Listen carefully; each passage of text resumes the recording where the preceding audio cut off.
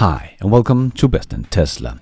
Tesla has come a long way from their humble beginnings and have been a dumping ground for haters about bad build quality and a one-trick pony, bad luxury interior and so on. But that seems to be all fading away as Tesla's lineup today is leaving the car reviewers speechless. I'm lost for words. Calling it a driver's car, saying, "Elon, I see what you're doing. Respect." So with all the praises from reviewers and from production experts like Sandy Munro and Toyota copying their production method, what is left for the haters to hate about? Not much. So let's check it all out and let's dive right in.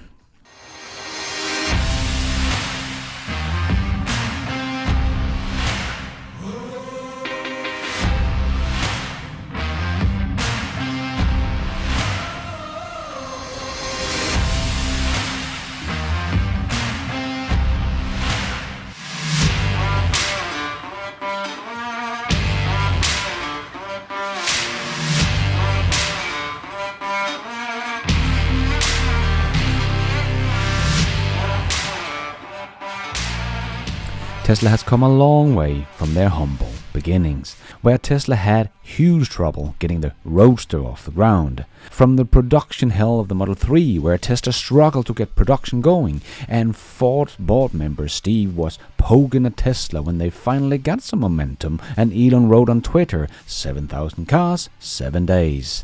Tesla team with hearts around them. A huge milestone for Tesla, but Steve retweeted Elon's post and said 7,000 cars, 4 hours, Ford team. Well, that post aged poorly, with Ford having so big problems ramping up EVs. Ford is still not producing a fraction of the 7,000 EVs per week that Tesla did in July 2018. But anyway, build quality from Tesla was a real concern at that point. As Sandy Munro said back then, he could not believe anyone would put something like this on the market. But as Sandy Munro continued to rip apart Teslas, he changed from a Tesla skeptic to a Tesla fan. This is like driving a BMW, only faster.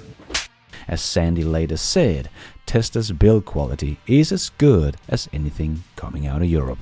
And the Tesla was called the one-trick pony, with a very fast acceleration but was a bit too heavy around the racetrack. But that changed with the Model 3, that beat the BMW M3 around the racetrack. But it's safe to say Tesla has had its share of problems through the years and had to learn everything from the ground up. How to produce a car, how to make them handle great. But Tesla has come a long way from those early days, with all the troubles they had to go through.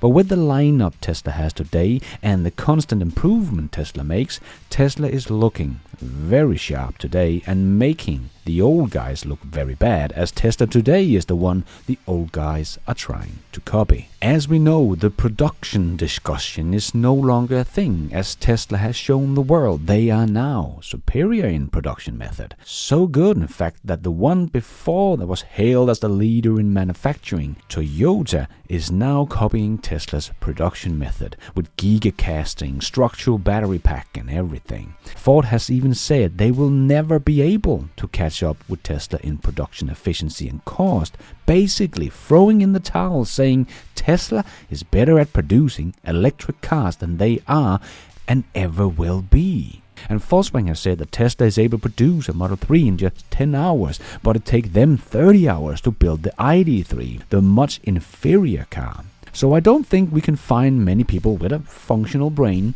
who will say Tesla doesn't know how to build cars anymore and their build quality sucks. That said, I do actually think the Model S that is built out of the Fremont, especially the ramped up version here in the beginning, does still come with a bit of flaws here and there, at least the ones that I have seen. So to say, Tesla is not perfect, but as Sandy Munro said, as good as anything out of Europe. But it all is being drowned in the Plaid's performance. And the few negative things the reviewer had to say about the car has been fixed with the track package, as we saw Autotrader taking it for a spin again and being over the moon about this car, even saying this drift better than the Porsche. And it was so fun in the corners, as you can send all the power to the back if you like. And as Rory Reid said, former Top Gear host, this is a driver's car.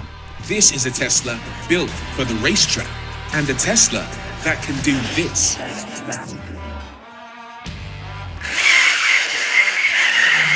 This is a Tesla that's interesting in the corners. Yeah, grip, you'd expect that. It's got track pack in the name. But sliding, drifting, having fun. Elon, I see you, respect. I was not expecting that. I mean, it's just staggering. It might actually be a better drift car than the Porsche, because look at that, you can send all the power to the rear, and it is supreme in that regard. You've got the Porsche with its all-wheel drive system, sometimes wanting to pull power towards the front to pull you out of the slide, to stop you from killing yourself, but with this, you are in control. It's a driver's car. It feels like a track car. It feels lighter than it really is. It handles so well, Reid was even lost for words. I'm lost for words. Tesla has truly made one of the best cars on the planet with the Plaid Model S with the track package. It handles like a race car, can drift and all that good fun, and accelerate like nothing else out there, and continue to do so all the way up to its top speed thanks to the new Plaid motors. And you can customize how you want it to handle depending on how much drift you want to do and so on.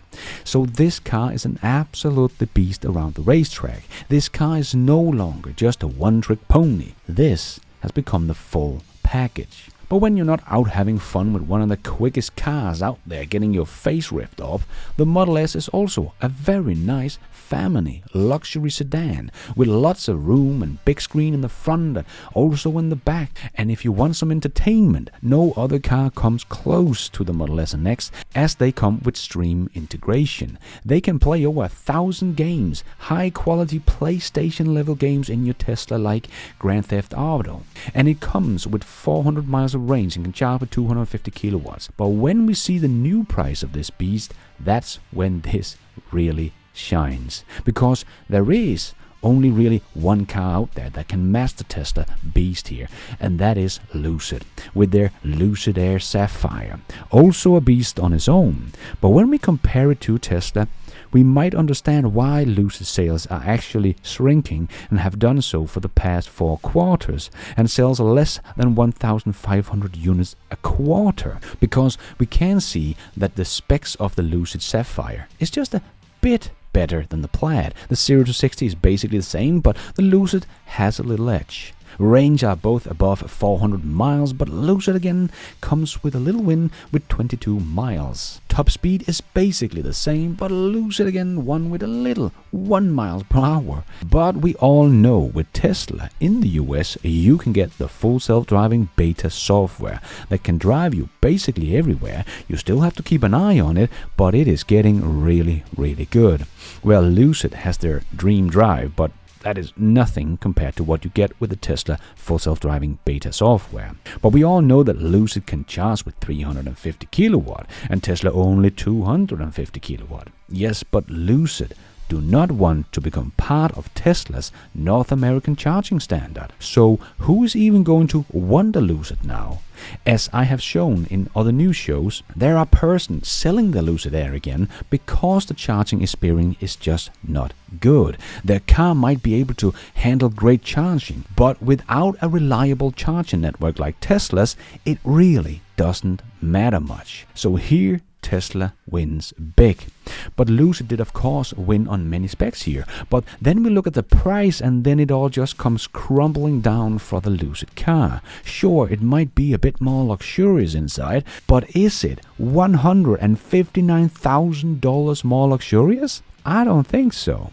Also because To me personally, software represents a big part of my experience in a luxury car today, and we have seen just how bad and laggy Lucid software is. They even gave in and put in Apple CarPlay, just like you get with your Skoda or your Dacia as well. Not really a luxury feature, jammed into the corner of their little bent screen there. So just so impressive that the Plaid Model S starts at only $90,000. It is probably one of the best value for money on the market, and now auto reviewers are up in arms about this car and how good it is around a racetrack.